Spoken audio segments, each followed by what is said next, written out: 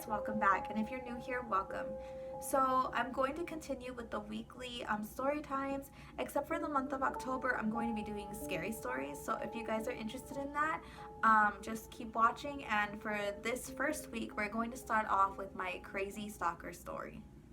Okay, guys, so I'm just going to start off the story with a little background information. So, as a lot of you already know, I've said this many times on other videos. My husband and I live in a small town, and we originally came out here because of his job. And so, yeah, we just started living out here. We first moved into a little small apartment in a little apartment complex, and I made friends with a few women over there. And I had made friends, I'll give them fake names. So I made friends with somebody named Erica, and then another lady, which was Diana, which was a stalker. And me, Erica, and Diana would all kind of hang out with each other, and our kids got along with each other, and everything was great. Now, one day, Erica came and told me that Diana kind of was acting a bit strange, and that I guess she like didn't really want to be friends with her anymore. And I was like, she just came and she was like, I'm just warning you. You know, I had a strange experience with her, and she's like, I just want to let you know. And guys, me being me, like I am, like I overextend myself. Like I will do a lot of things for people. I don't know how to say no to people. And so I was like, you know what? I'm just going to give her a chance because, I mean, she hadn't done anything strange to me, but I was like, so I'll just continue to be her friend. Well, about 6 months into our friendship, or no, I don't even think it was 6 months. It was probably longer than that, like maybe almost a year into our friendship. I had moved away from the apartment complex, and we moved into a whole new apartment. But I had her over to the new apartment, which was a mistake. Um, and we had her over. I had her visit sometimes or whatever. So she knew where I lived at that point. Well, around that time, I was wanting to go and walk again and stuff because I had my son and I wanted to lose some of the baby weight. And so I told her, let's go walking in the morning, go hang out. And so we did, but the walking didn't last long. It was probably only maybe like 2 weeks because this is when the drama started. So she began around this time asking me if she could borrow money. Now, like I said, I'm a person that doesn't know how to say no, so I was constantly giving her money she would borrow for cigarettes. $5 here, $5 there.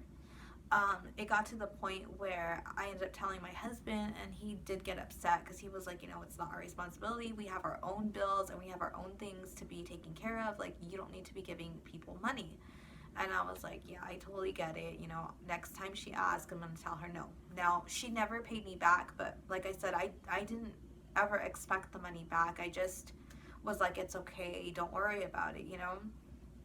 So another day that we had went to go meet up to go for a walk, she had asked me if she could borrow some money again. And I was like, I'm sorry, I can't lend you money. And I could just tell, like, her face drops. Like, I could tell she got upset. And she was like, well, you know what? I'm just going to pay you all your money back then. And I was like, I wasn't even asking you, to even pay me back. I just said, no, I couldn't lend you any right now. And then she called off the walk, left, whatever, so be it. So, a few days later or something, she texted me saying, like, I'm just gonna pay you your money back. And I said, look, don't worry about it. I'm not worried about the money. It's fine. Like, just pretty much just drop it. It's okay. She kept going on and on about how she was gonna pay me back. And finally, I just kept telling her, like, no, she doesn't need to worry about it. Like, it was starting to, like, bug me, because she kept going and going. And it got to the point where then she started to threaten me, you guys. She started, like, just like texting me how she was gonna come beat me up, how she was gonna like come and do stuff to me or whatever, just like basically saying she was gonna hurt me in some way. So I was like, okay, wow, this is getting kind of out of hand. Like, she's acting psycho. And so then I blocked her phone number, and at the time I also had her on Facebook, and I blocked her from Facebook as well. So guys, what she ended up doing was she ended up making a new phone number to text me from, and she also made a new, well, no, she didn't make a new Facebook, but she went and went onto her husband's Facebook, because obviously I didn't have him as a friend, and so he wasn't blocked from my Facebook. So she started messaging me from that Facebook, and she was also messaging me from new phone numbers on the phone. Well, I started getting like really sick and tired of it, because I was starting to get scared. You know, I was afraid that when I would go outside, like I would find my tires popped, or I was afraid, like I said, we live in a small town, that if I went to Walmart and I ran into her there, God only knows what would happen, you know? So I'm starting to freak out, and I'm like, you know what? She keeps making like new. I think we went through like a series of maybe 3 phone numbers that she blocked and then remade a new one to text me. And she made, I think, one different new Facebook after her husband, because I blocked her husband, and then she made another Facebook to message me from. And I was just at this point done. Like, I'm getting scared now. I'm scared to go outside because she knows where I live. I mean, we could run into each other anywhere. I run into people all the time out here. So I'm like, okay, well, we're gonna call the police now. You know, my husband's like, we gotta report it. Like, this cannot keep going on, or else we're gonna have to change our phone number. And even then, like, she knows where we live, you know.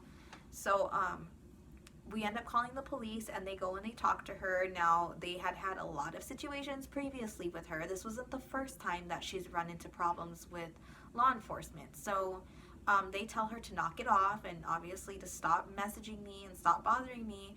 And guys, for a while, like, she left me alone. I want to say it was about 3 months that she didn't bother me anymore. Well, after those 3 months had passed, I get a message on Facebook asking me to forgive her and to be my friend still and all this stuff. And guys, I'm like, nope, I ain't doing it. Nope, nope, nope, nope, nope. Guys, to this day, I get scared that, like, I'm gonna run into her. And actually, I have run into her on occasion, but I just kind of pretend like I don't know who she is.